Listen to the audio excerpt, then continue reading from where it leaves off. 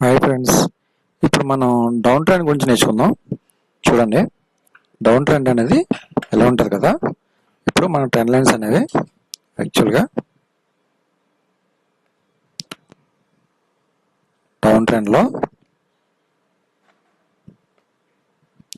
ఇలా తీసుకుంటే ఒక ట్రెండ్ లైన్ ఇది సపోర్ట్ కింద పనిచేస్తుంది, ఇంకొక ట్రెండ్ లైన్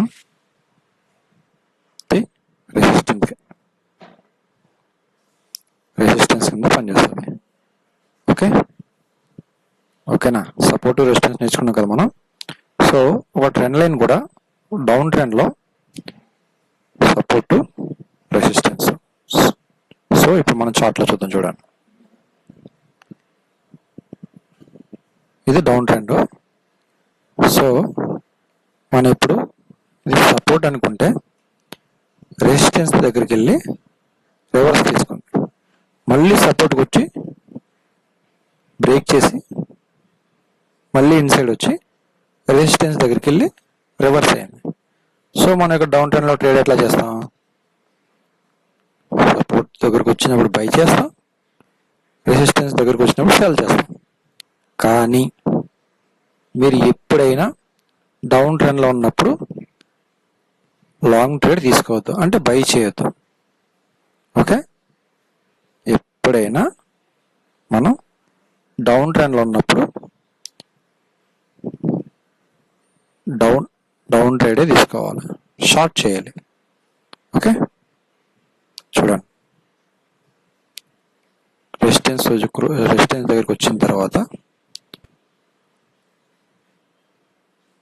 రెసిస్టెన్స్ దగ్గర సెల్ చేస్తే మనకి ఈ విధంగా ఈ ట్రెండ్ లైన్ టచ్ చేయే వరకు ఇంకేస్ నో ప్రాబ్లం, కొద్దిగా ప్రైస్ డౌన్ పెట్టుకున్నా ట్రెండ్ లైన్ మళ్ళీ సపోర్ట్ టచ్ అయ్యే వరకు మనం ఈజీగా ట్రేడ్ క్యాచ్ చేయొచ్చు. డౌన్ ట్రెండ్లో ఓన్లీ షార్ట్ సైడే వెళ్ళాలి. ఓకేనా, అప్ సైడ్ వెళ్ళొచ్చు in case.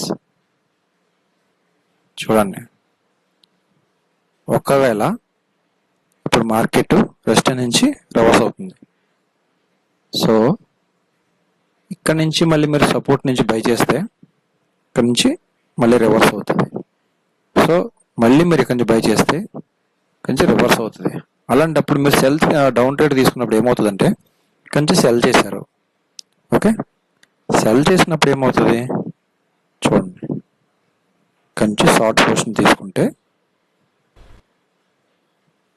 Okay, stop loss ఇక్కడ, యాక్చువల్గా టార్గెట్ మీ ఇష్టం, టార్గెట్ ఇక్కడ.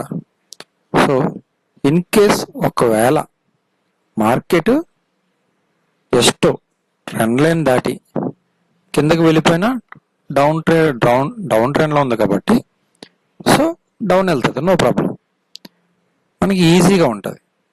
ఒకవేళ మనకు తెలియదు కాబట్టి క్లారిటీగా ఇప్పుడు అప్ ట్రెండ్ అయితే తీసుకునే ఛాన్స్ లేదు, డౌన్ ట్రెండ్లో సో కిందకి వెళ్తుంది. ఓకే,